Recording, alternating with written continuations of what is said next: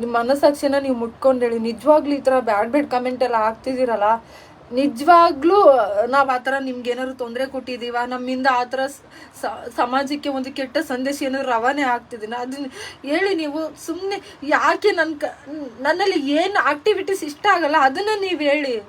ಅದನ್ನು ನೀವು ಹೇಳೋದು ಬಿಟ್ಬಿಟ್ಟು ತುಂಬ ಕೆಟ್ಟದಾಗಿ ಬಿಂಬಿಸಬೇಡಿ. ಅವುಗಳನ್ನೆಲ್ಲ ನೋಡೋಕ್ಕಾಗೋದಿಲ್ಲ, ನೋಡೋಕ್ಕಾಗಲ್ಲ ನನಗೆ. ಅದು ಮಾಡಿದವ್ರಿಗೆ ಏನು ಅನ್ಸ್ಕೊತಾರೇನೋ, ನಮಗೆಲ್ಲ ಅನ್ಸ್ಕೊಳ್ಳೋಂಥ ಶಕ್ತಿ ಇಲ್ಲ ನಮಗೆ, ಆ ದೇವರು ಕೊಟ್ಟಿಲ್ಲ ನಮಗೆ ಅಷ್ಟೊಂದು ಶಕ್ತಿ ನಮಗೆ.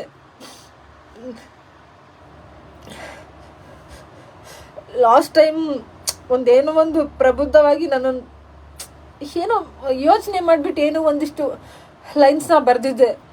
ಅದು ಯಾರೋ ಒಬ್ಬ ವ್ಯಕ್ತಿಗೆ ಅಂತ ನಾನು ಆ ಥರ ಬರ್ದಿದ್ದಿಲ್ಲ. ಆವಾಗೊಮ್ಮೆ ನನಗೆ ತುಂಬ ನೆನೆಸಿದ್ರು, ತುಂಬ ಕೆಟ್ಟದಾಗಿ ತೀರಾ ಕೆಟ್ಟದಾಗಿ ನೀವು ನನ್ನ ಬಗ್ಗೆ ಮಾತಾಡ್ಬಿಟ್ರಿ. ಏನು ಕಂಡಿದ್ರಿ ಅಂತಂದ್ಬಿಟ್ಟು ನೀವು ನನ್ನ ಬಗ್ಗೆ ಅಷ್ಟೊಂದು ತೀರಾ ಕೆಟ್ಟದಾಗಿ ಮಾತಾಡಿದ್ರಿ. ನಂದು ಏನೋ ನಾನು ಈಗ ಅನಿಸ್ತಿದೆ, ಈ ಕೆಲಸ ಮಾಡಿದೆ ತಪ್ಪೇನೋ, ಈ ಕೆಲಸದಿಂದ ನನ್ನನ್ನು ಜನಗಳು ಗುರುತಿಸಿದ್ದೆ ತಪ್ಪೇನೋ ಅನ್ನೋ ರೇಂಜಿಗೆ ನನಗೆ ಹೋಗ್ಬಿಟ್ಟಿದೆ.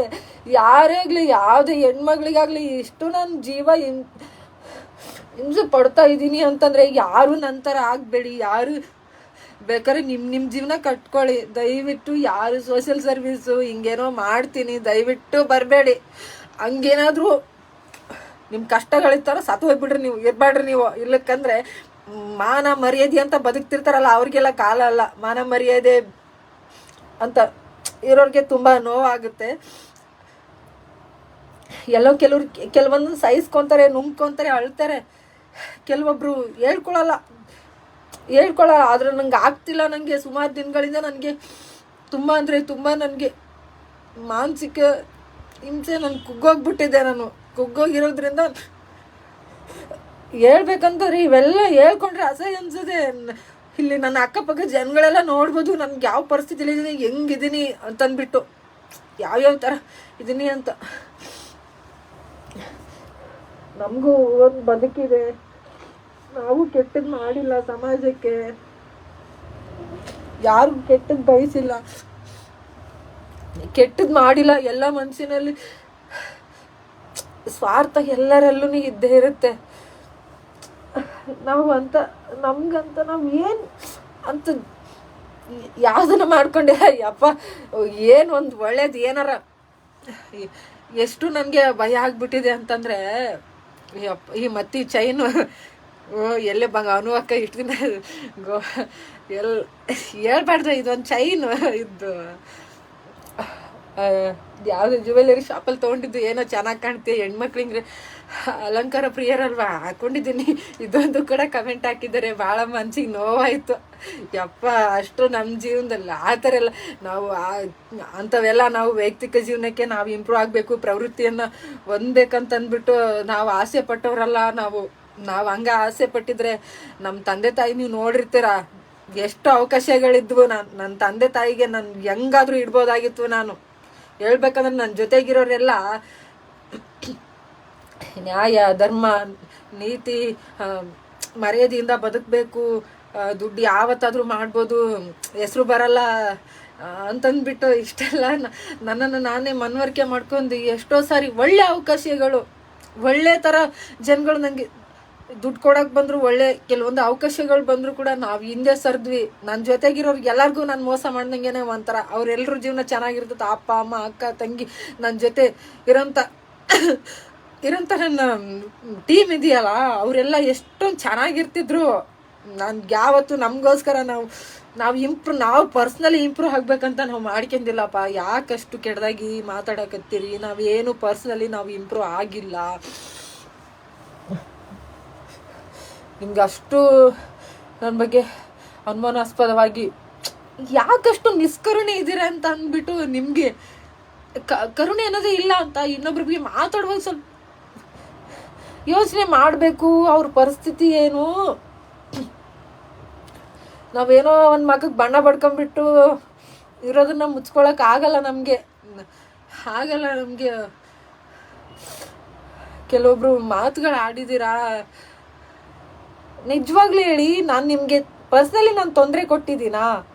ಪರ್ಸ್ನಲಿ ನಾನು ನಿಮಗೆ ತೊಂದರೆ ಕೊಟ್ಟಿದ್ದೀನಾ? ನೀವ್ಯಾರು ನನಗೆ ಗೊತ್ತೇ ಇರೋದಿಲ್ಲ, ನೀವ್ಯಾರಂತಾನೆ ಗೊತ್ತಿರೋದಿಲ್ಲ. ನಿಮ್ಮಿಂದ ನಾನು ಎಷ್ಟು ಕಷ್ಟಗಳನ್ನು ನಾನು ಸ್ಪೇಸ್ ಮಾಡ್ತಾ ಇದ್ದೀನಿ, ಎಷ್ಟು ಅವಮಾನಗಳನ್ನು ನಾನು ಎದುರಿಸ್ತಾ ಇದ್ದೀನಿ.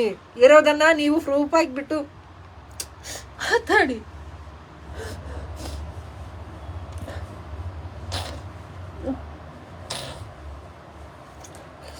ಪ್ರೂಫ್ ಆಗಿಬಿಟ್ಟು ಮಾತಾಡಿ.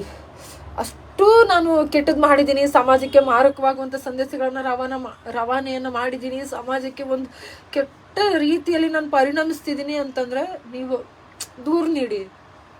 ಅದು ಬಿಟ್ಟು ನಾನು ಬಂದೇ ಹೇಳೋದು, ಜನ ಉದೋ ಅಂದರೆ ಉದಾ ಅನ್ಕೊಂತಾನೆ ಹೋಗ್ಬಿಡ್ತಾರೆ ಅಷ್ಟೇ. ಅದರಿಂದ ತಪ್ಪಾಗಿದೆ, ಯಾಕೆ ತಪ್ಪಾಯಿತು, ಅದರಿಂದ ಏನಿತ್ತು, ಏನು ಮಾಡೋಕ್ಕೆ ಹೋಗಿ ತಪ್ಪು ಮಾಡಿಬಿಟ್ರೇನೋ, ಅದನ್ನ ಅಚಾನಕ್ ಆಗೈತೇನೋ, ಆಕಸ್ಮಿಕವಾಗಿ ಆಯ್ತೇನೋ, ಅದನ್ನ ಯಾರು ಯೋಚನೆ ಮಾಡೋದಿಲ್ಲ. ದಯವಿಟ್ಟು ಸಾಮಾಜಿಕ ಜಾಲತಾಣ ಇವತ್ತಿರುತ್ತೆ, ನಾಳೆ ಹೋಗುತ್ತೆ. ಆದರೆ ಒಬ್ಬರ ಮನಸ್ಥಿತಿಯನ್ನು ನೀವು ಯಾವತ್ತೂ ಹಾಳು ಮಾಡಬೇಡಿ, ದಯವಿಟ್ಟು ಹಾಳು ಮಾಡಬೇಡಿ.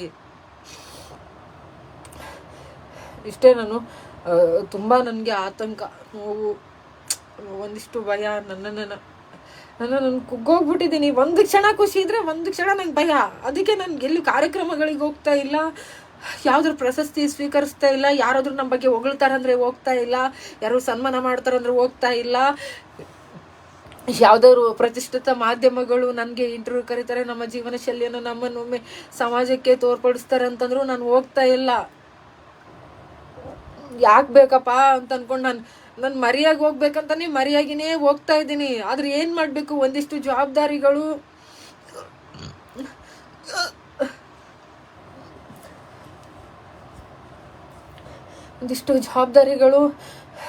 ನನ್ನ ತಂಡ ನನಗೋಸ್ಕರ ತ್ಯಾಗ ಮಾಡಿದ್ದು, ನನ್ನ ತಂಡದ ತಂದೆ ತಾಯಿ ಅವ್ರನ್ನೆಲ್ಲ ನೆನೆಸ್ಕೊಂಡ್ಬಿಟ್ಟು ಏನೋ ಒಂದು ಮಾಡೋಣ, ನನ್ನಿಂದ ಒಂದು ಕೊಡುಗೆ ಕೊಡೋಣ ಅಂತಲೇ ನಾನು ಬದುಕ್ತಾ ಇರೋದು. ನಿಜವಾಗ್ಲೂ ನಾನು ಯಾವತ್ತೂ ಸತ್ತೋಗಿರೋಳು. ನೀವು ಕೆಲವ್ರು ಏನಿದ್ದೀರಾ, ನನಗೆ ಇಷ್ಟೊಂದು ಪೀಡಿಸ್ತಾ ಇದ್ದೀರಾ, ವೈಯಕ್ತಿಕವಾಗಿ ಮಾನಸಿಕವಾಗಿ ನನ್ನನ್ನು ಏನು ಪೀಡಿಸ್ತಿದ್ದೀರಾ.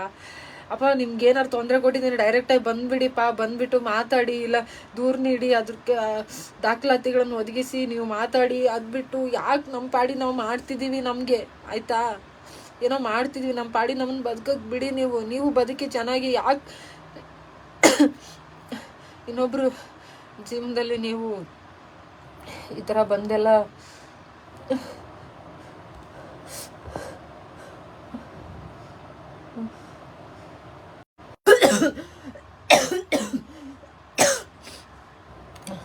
ಬೇರೆ ಥರ ಕೆಲಸ, ಯಾರು ನಮಗೆ ಹಿಂಸೆ ಕೊಡ್ತಾರೋ ಆ ಒಂದು ಭಯದಲ್ಲಿ ಇರ್ತಿಲ್ಲದಿಂದ ನಾನು ಬದುಕಕ್ಕೆ ಪ್ರಯತ್ನ ನಾನು ಪಡ್ತಾ ಇದ್ರು. ಪ್ರತಿದಿನನೂ ನಾನು ಕಲಿತಾ ಇದ್ದೀನಿ, ಹೆಂಗೆ ಬದುಕಬೇಕು, ಹೆಂಗಿರ್ಬೇಕು ಅಂತ. ಪ್ರತಿದಿನ ನಾನು ಫಿಲ್ಟರ್ ಆಗ್ತಿದ್ದೀನಿ.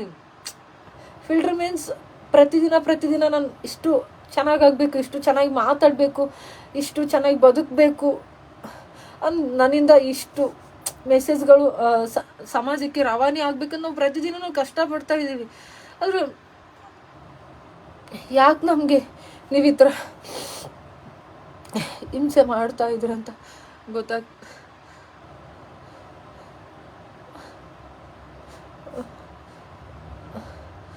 ಸಾಕು. ಎಲ್ಲ ಪ್ರತಿಯೊಂದೂ ನಾನು ಹೇಳ್ಕೊಂಡೆ ನಿಮ್ಮ ಮುಂದೆ. ಸ್ವಲ್ಪ ಮನಸ್ಸು ಹಗುರಾಯ್ತು.